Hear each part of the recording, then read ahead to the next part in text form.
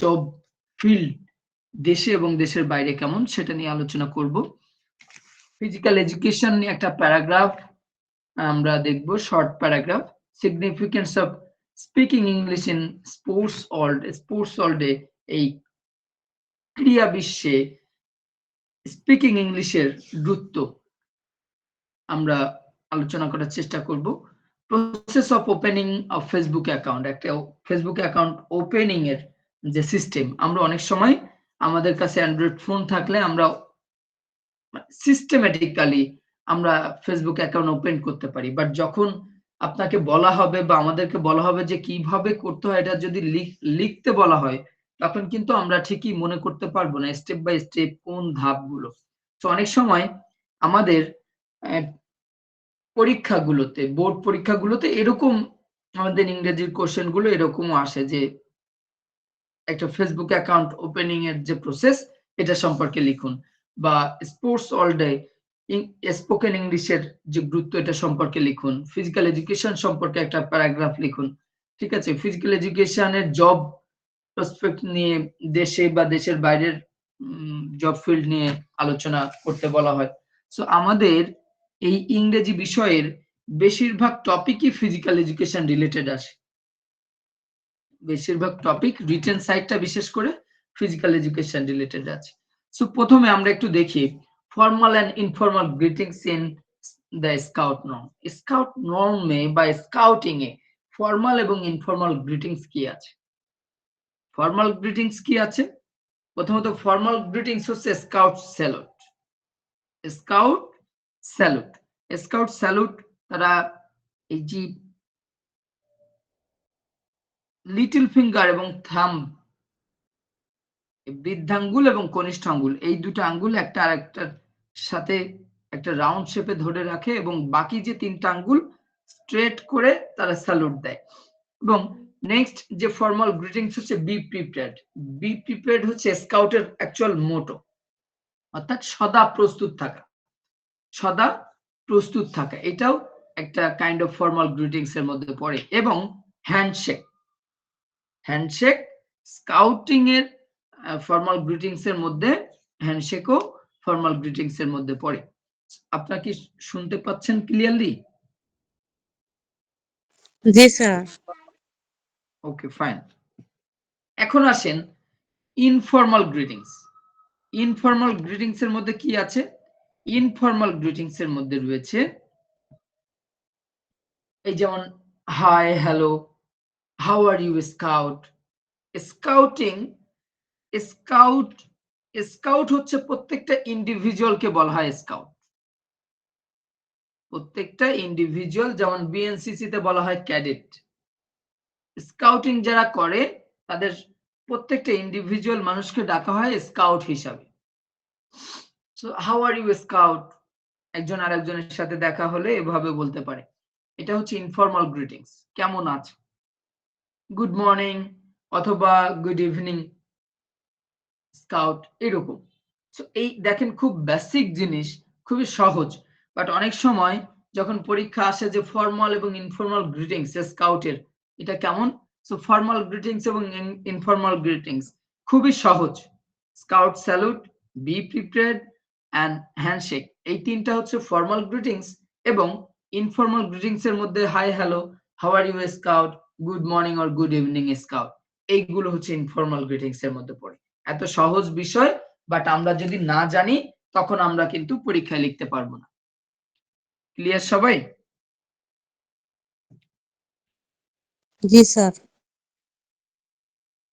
এই যে দুই ক্যাটাগরির যে গ্রিটিংস আমরা দেখতে পেলাম, গ্রিটিংস মানে কি আসলে? আমরা যে একজন আরেকজনের সাথে দেখা হলে সালাম দিই, আমরা গুড মর্নিং, গুড আফটারনুন, কেমন আছে এইসব জিজ্ঞাসা করি, এটা হচ্ছে গ্রিটিংস এর পার্ট।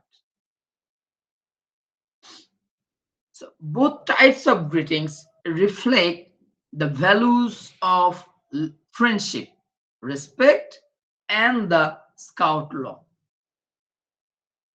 এখন আমরা আসি পরের টপিকে। দেখেন job prospects of physical education. আমরা তো এইটা আমরা প্রথম যে ফার্স্ট ক্লাসটা পেয়েছিলাম আপনাদের প্রথম সেমিস্টারের প্রথম ওরিয়েন্টেশন ক্লাস, সেই ক্লাসে আমরা এগুলো দেখেছি। তারপরেও আমরা আরেকবার একটু দেখি যে আমাদের ফিল্ডের জব সেক্টর গুলো কেমন বা জব মানে ইন্টারন্যাশনালি এটার কেমন।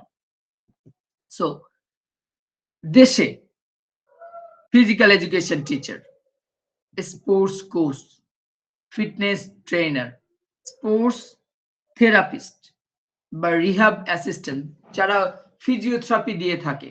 সো আমাদের ফিল্ড থেকেও ফিজিওথেরাপি কোর্স করেও কিন্তু অনেক সময় ফিজিওথেরাপিস্ট হওয়া যায়। আপনারা জাস্ট শুধু পয়েন্টগুলা মনে রাখলে চলবে। রিক্রিয়েশন অফিসার, অনেক সময় হয় না যে রিক্রিয়েশনের জন্য বিভিন্ন জায়গাতে বিভিন্ন মানুষ নিয়োগ দেওয়া থাকে, বিশেষ করে জিমে, বিশেষ করে বাচ্চাদের স্কুলের জন্য, ঠিক আছে, বিশেষ করে পার্ক গুলাতে, বিদেশে এটাও খুবই চলে রিক্রিয়েশন অফিসার। ওকে, নেক্সট হচ্ছে আমরা অ্যাব্রোড বা ইন্টারন্যাশনালি দেখি। তাহলে দেশে আমরা একটু যদি খেয়াল করি, এটা এখানে সংক্ষেপে দিয়েছি যাতে করে আপনাদের মনে রাখতে সুবিধা হয়। Physical education teacher, PE means physical education. PE means কি বলেছি? Physical education. সো এটাকে অন্যভাবে লেখা যায় PHY.EDU এভাবে লেখা যায়। সো আমরা সংক্ষেপে এখানে আমি দিয়েছি যাতে করে আপনাদের মনে রাখতে সুবিধা হয়। এখন পিই টিচার বিভিন্ন ক্যাটাগরির আছে, ইউনিভার্সিটিতে আছে, কলেজে আছে, স্কুল আছে, সরকারি বেসরকারি বিভিন্ন প্রতিষ্ঠানে আছে। স্পোর্টস কোচ বিভিন্ন শিক্ষা প্রতিষ্ঠানে থাকে, বিভিন্ন ক্লাবে থাকে, ঠিক আছে, বিভিন্ন দেশের কোচ থাকে। ফিটনেস ট্রেনার জিমে থাকে, বিভিন্ন গ্রুপের বা ক্লাবের ফিটনেস ট্রেনার থাকে, বিভিন্ন স্কুলের ফিটনেস ট্রেনার থাকে, এরকম থাকে। স্পোর্টস থেরাপিস্টও সেম, রিক্রিয়েশন অফিসারও সেম, যাদের মাধ্যমে আসলে যারা রিক্রিয়েশনের ব্যবস্থা করে, খেলাধুলার মাধ্যমে আনন্দ দেওয়ার ব্যবস্থা করে। সো এইগুলো হচ্ছে আমাদের যে জব ফিল্ড দেশের জন্য। এবার ইন্টারন্যাশনালি কি, অ্যাব্রোডে কোন কোন জব ফিল্ড আছে আপনারা কি বুঝতে পারছেন? হ্যালো, জি স্যার। জি স্যার, শোনা যাচ্ছে স্যার।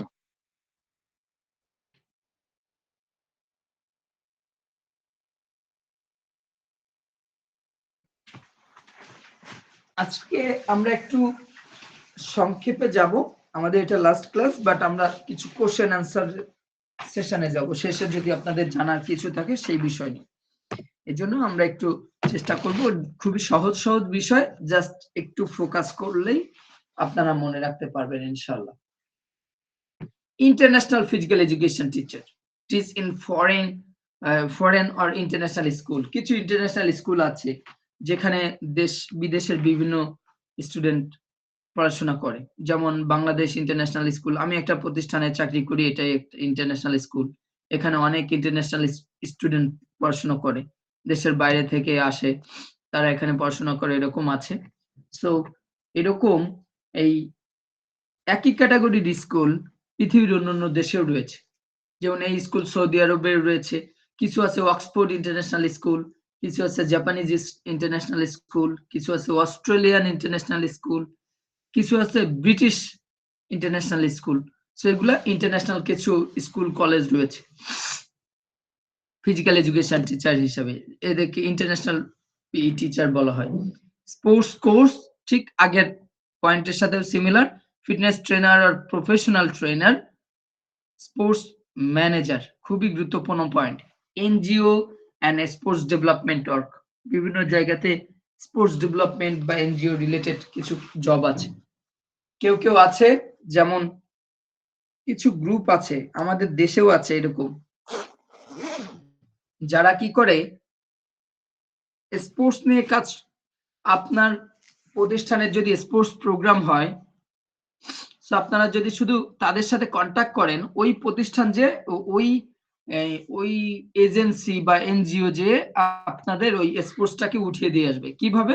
তারা সবকিছু অ্যারেঞ্জ করে দিবে, আপনাদের সাথে একটা কন্ট্যাক্ট করে তারা সেটা অর্গানাইজ করে দিবে।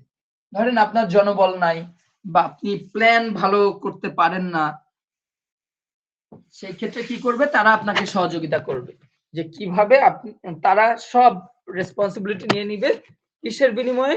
একটা অ্যামাউন্টের বিনিময়ে, টাকার বিনিময়ে তাদের সাথে চুক্তি করা।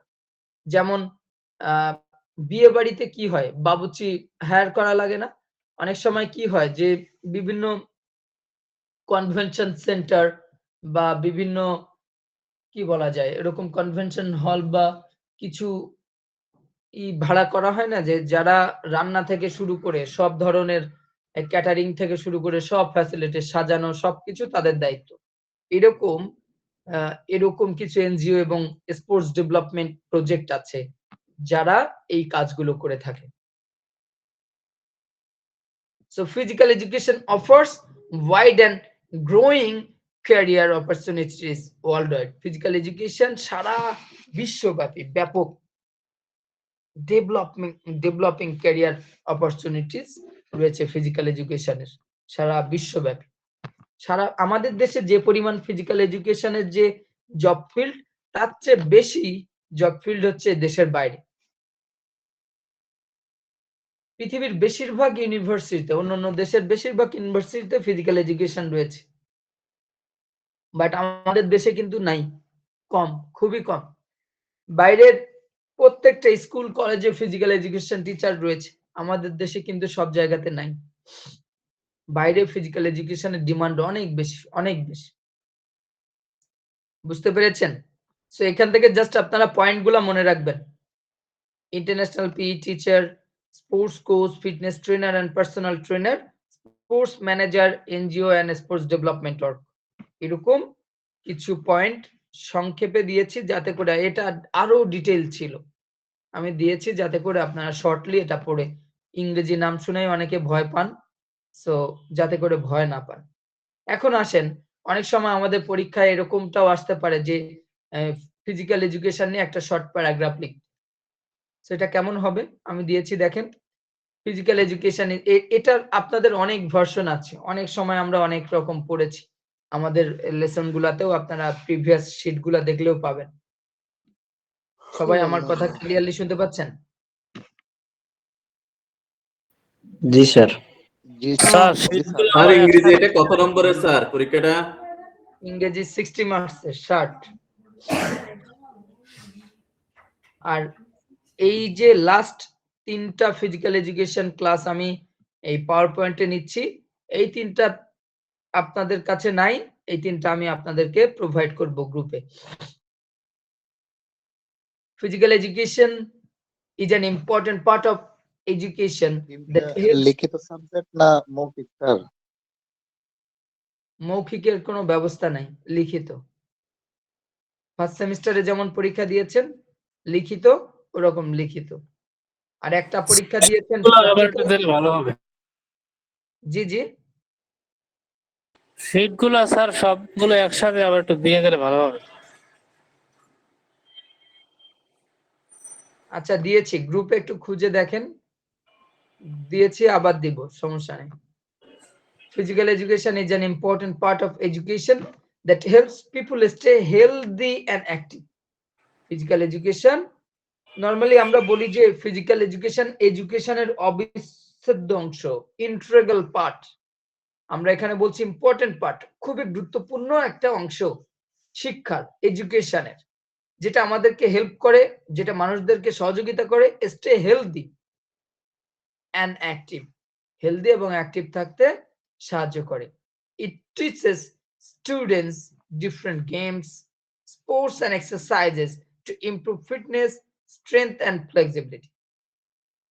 এটা শিক্ষার্থীদেরকে শিক্ষা দেয় বিভিন্ন প্রকারের খেলাধুলা, games and sports and exercise এবং ব্যায়াম, টু ইমপ্রুভ, উন্নতি করতে বা ডেভেলপ করতে, ফিটনেস, strength and flexibility.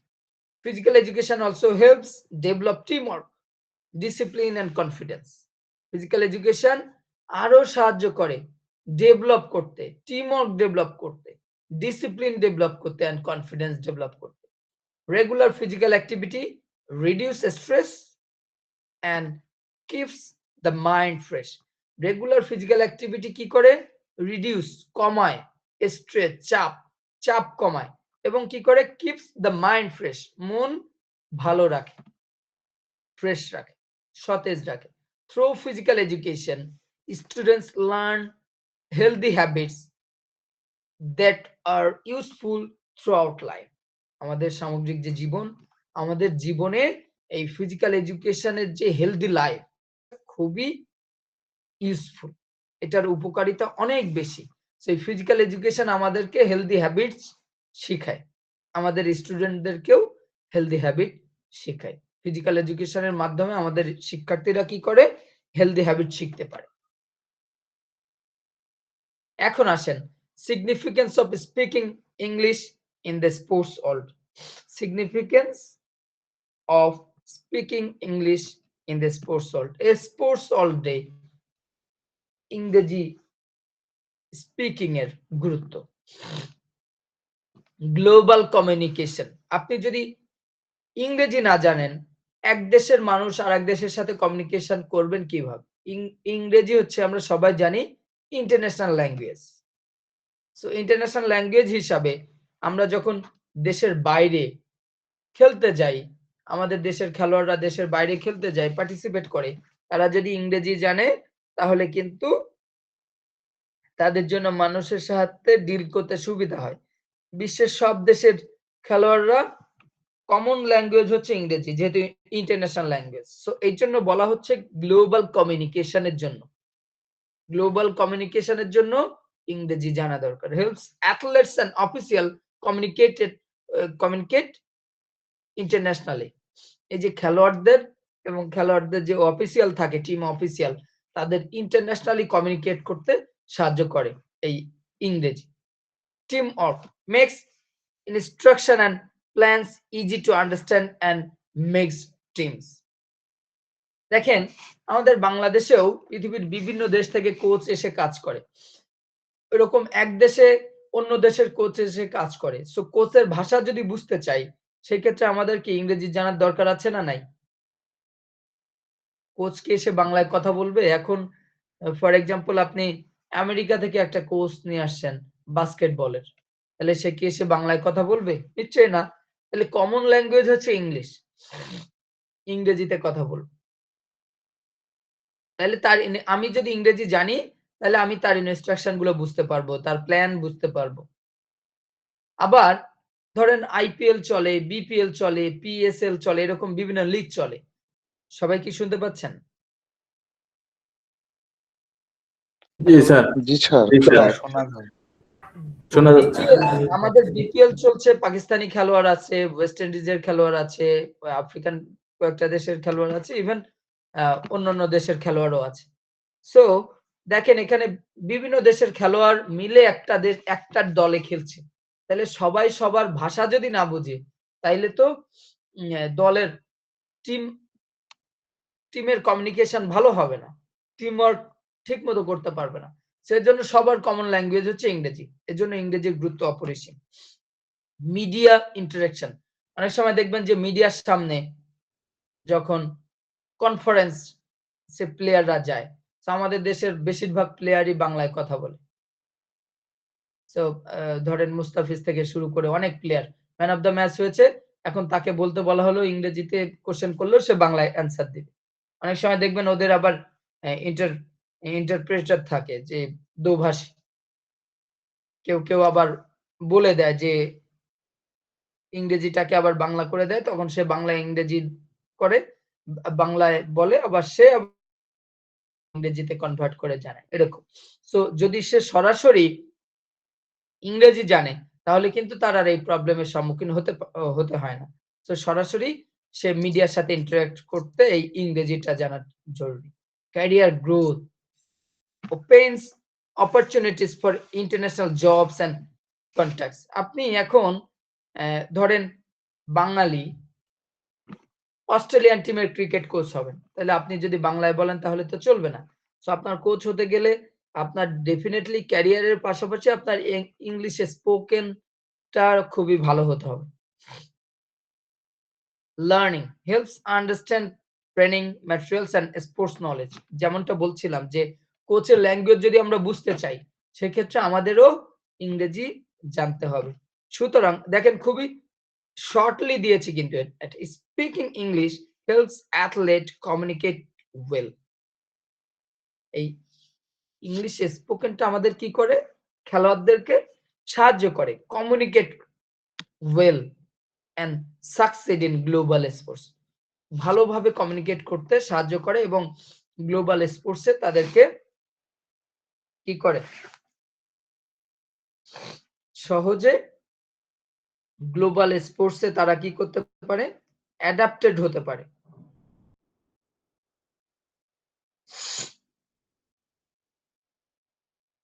আমার একটু ঠান্ডা লাগছে যে কারণে সো গ্লোবাল স্পোর্টসে তারা খুব সহজেই কি করতে পারে? অ্যাডাপ্ট হতে পারে, তারা সফল হতে পারে। আপনি ইংরেজি জানেন না, ইন্টারন্যাশনাল স্পোর্টস নিয়ে আপনার কাজ করার ডিফিকাল্ট হয়ে যাবে, বাট আপনি যদি ইংরেজি জানেন তখন আপনার জন্য এটা সহজ হবে। এখন আসেন process of opening a Facebook account. আমরা সবাই ফেসবুক অ্যাকাউন্ট খুলতে পারি, কিন্তু what is the process?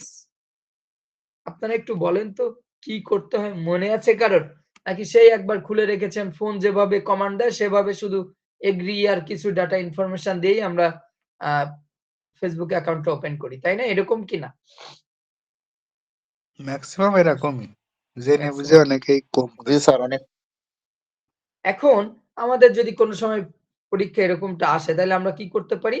So, আমাদের তো একটা স্টেপ বাই স্টেপ লিখতে হবে। সো ফার্স্ট স্টেপ হচ্ছে go to www.facebook.com or open the Facebook app. একটা হচ্ছে আপনি দুই ভাবে করতে পারেন, একটা অ্যাপ দিয়ে প্লে স্টোর থেকে অ্যাপ এর মাধ্যমে, অথবা সরাসরি ওয়েবসাইট থেকে। Okay, next click create new account. আপনারা খেয়াল করে দেখবেন মিলে কিনা, এই স্টেপগুলো আমরা পালন করি কিনা। ক্রিয়েট নিউ অ্যাকাউন্ট, নিউ অ্যাকাউন্টে ক্লিক করতে হয়। Then enter your name, mobile number, email, password, date of birth and gender. এরপরে ক্লিক সাইন আপ। এরপরে verify your account using the code send to your email or phone. ফোনে একটা verification code আসে অথবা ইমেইলে আসে। এরপরে add a profile photo and basic information. Basic কিছু ইনফরমেশন থাকে যেগুলো অপশনাল, আপনি চাইলে দিতে পারেন, কেউ বেশি দিতে পারেন, কেউ কম দিতে পারেন, কেউ অ্যাভয়েড করতে পারেন, এরকম। Then adjust privacy setting if needed. কিছু কিছু সেটিং থাকে যেগুলা আপনি চাইলে কাস্টমাইজ করে নিতে পারেন, অ্যাডজাস্ট করে নিতে পারেন আপনার পছন্দ মতো করে। এবং দেন আমরা ফেসবুক ইউজ করতে পারি, ফ্রেন্ড অ্যাড ফ্রেন্ড করতে পারি এবং শেয়ার পোস্ট শেয়ার করতে পারি। এই প্রসেসটা একটু খেয়াল করেন, প্রসেসটা কি ঠিক আছে? হ্যালো, প্রসেসটা ঠিক আছে? জি স্যার, জি স্যার, ঠিক আছে। ঠিক আছে। জি স্যার, ঠিক তাইলে আছে স্যার। শুধু ঠিক থাকলে হবে না, আমাদেরকে একটু অ্যাট এ গ্লান্স এটাকে মাথায় রাখতে হবে।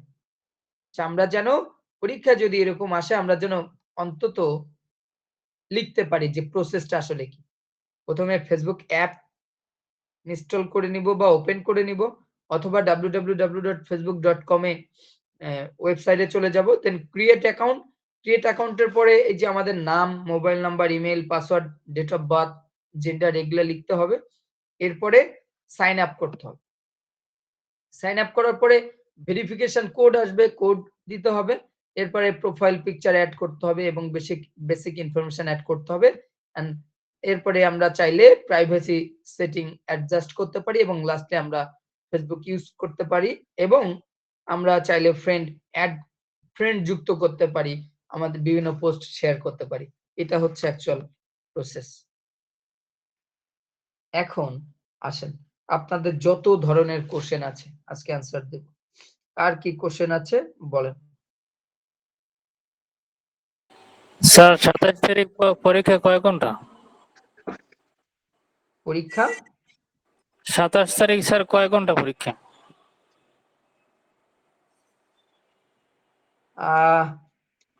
পরীক্ষা হয় আপনাদের, কিছু পরীক্ষা আছে আচ্ছা 3 ঘন্টার, কিছু আছে 2 ঘন্টার, এরকম।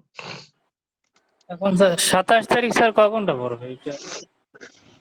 আপনাদের পরীক্ষার টাইমিংটা জানিয়ে দেওয়া হবে, পরীক্ষার টাইমিংটা আপনাদের জানিয়ে দিবে, আপনাদের অফিস থেকে জানিয়ে দিবে। সাবজেক্টের উপরে টাইমিং করা হয় 60 মার্কের জন্য এই একটা জন্য রকম টাইমে এই জন্য এবং স্যার 30 মার্কের জিজ্ঞেস জন্য একটা। করতেছি, কারণ স্যার ওই দিন একটা ভাইবে আছে তো আমার 2টার সময়।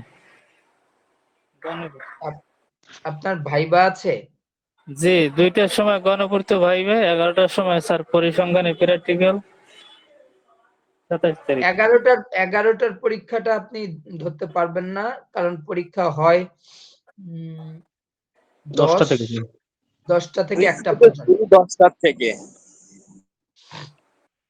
পরীক্ষা 10টা থেকে 1টা পর্যন্ত। স্যার ইংলিশের বিষয়টা যে স্যার আমরা মোটামুটি যদি লিখে আসি প্রসেস ঠিক রেখে, তাহলে কি আমরা নাম্বার পাবো স্যার অন্যান্য সাবজেক্টের মতো, নাকি খুঁটে বেছে দেখা হবে? আপনারা ফার্স্ট সেমিস্টারে ঠিক যেভাবে করেছেন সেকেন্ড সেমিস্টারে একই প্যাটার্ন ফলো করেন। স্যার যদি ইংরেজি একটা পুরাতন প্রশ্ন যদি গ্রুপে দেওয়া হতো ভালো হতো স্যার। ইংরেজি? জি স্যার, আর পুরাতন একটা গ্রুপে দিলে ভালো হবে। আচ্ছা, জি, ইংরেজি স্যার। একটা স্যাম্পল কোশ্চেন আপনাদের গ্রুপে আপলোড করব। জি স্যার।